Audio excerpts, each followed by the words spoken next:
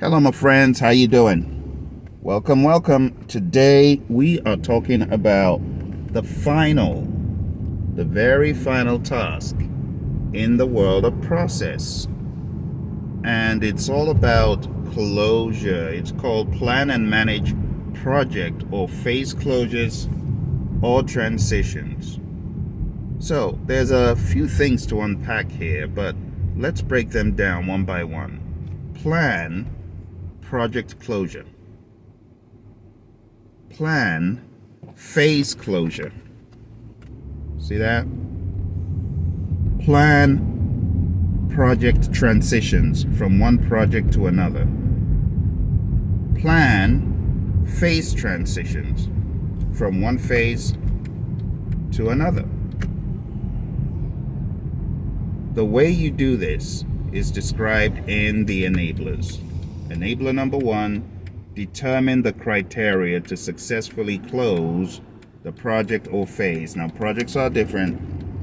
They all have different criteria. But as a project manager, of course, you should be taking note of the specific criteria to close out a project. Your project, whichever project you're on. A lot of this criteria is well described in the PMBOK Guide 6th edition on page 123. Page 123. Highly advise taking a look at that page, seeing all the things needed to close a project. I actually have a 1-hour video on closing. 1 hour. Go to YouTube, check out my videos, and type in Praizion closing or Praizion project closure. You'll find a couple of videos about that. Okay, so you got to validate the readiness after you've understood the criteria for closing the project or the phase. You then have to validate the readiness for transition. Are we ready? And there are many things that need to be done, which again are talked about on page 123. You got to make sure your documentation is complete. You got to make sure that whatever compliance you needed to be aligned with, you are as you're closing out. You need to ensure that project records are properly stored and saved. You need to ensure that the lessons learned register is archived. You need to ensure that seller payments have been made. You need to ensure that anything that was promised in the contract, anything that was written as in part of your deliverables is delivered. You want to make sure that you have documentation indeed for all those deliverables. If there's no documentation, then you cannot close out. If sellers have not been paid, you don't close out. You make sure everything is done before closing out, before moving on to the next project. You make sure that whatever team members are there to help you on the project actually do everything they need to before releasing the resources. We call it releasing. So before letting people go from the project to transition to other projects, you got to make sure that they've given you everything needed. Don't let the team go until all the necessary associated work is done. And there's a lot of associated work when it comes to project closure. So you don't want to be alone closing the project when there's all this work to do. Okay? So validate the readiness for transition. Whether it's transitioning a deliverable over to operations, or whether it's transitioning a project deliverable or contents of the project onto the next phase, for whatever reason, you got to ensure that we're truly ready for this change. All right. The next one is to conclude the activities to close out the project or phase. And it would be checking the box on all of these things I was talking about. There's something in project management we call administrative closure, also called administrative closure procedure. And that means You are following the process to administratively close out the project. A number of things would come into play. A lot of paperwork may come into play, but all of that has to be done. All right, so you conclude the activities to close out the project or phase. Final lesson learned, like I mentioned, in the world of Agile, we talk about a retrospective. That helps us close out, not a phase in this case, but it helps us close out an iteration or sprint. In the world of Agile, we're always ready to close out because we close out incrementally. At the end of every sprint, we are closing out, right? And when I say incrementally, well, you're getting a lot of value from the lessons learned that you derive from the retrospective. And that is incremental knowledge, and that is power, that's equity, that's good. So we're always ready to close out in Agile. We're not fretting about,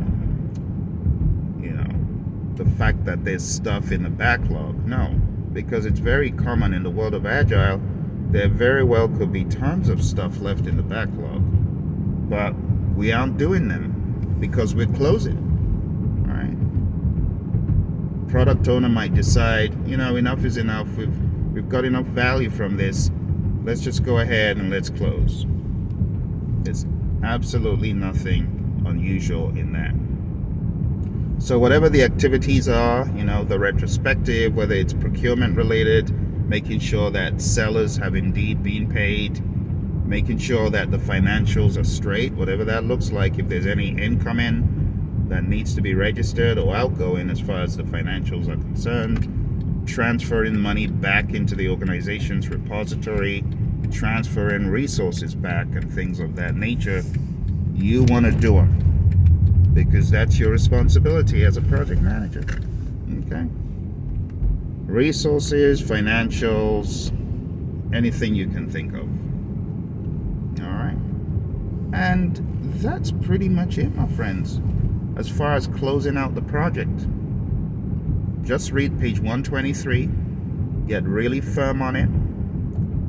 In closing out today on the topic of process on day 31 today, we've only got 9 days left on this journey. My advice to you will be to read the Agile Practice Guide and to hone in on pages 90 to 95. Because we did a lot of talking, and I did point you to, the regular suspects, page 14, page 18, page 19 of the Agile Practice Guide. But we did not open every single page that I would have liked to show you how to relate to every one of these topics.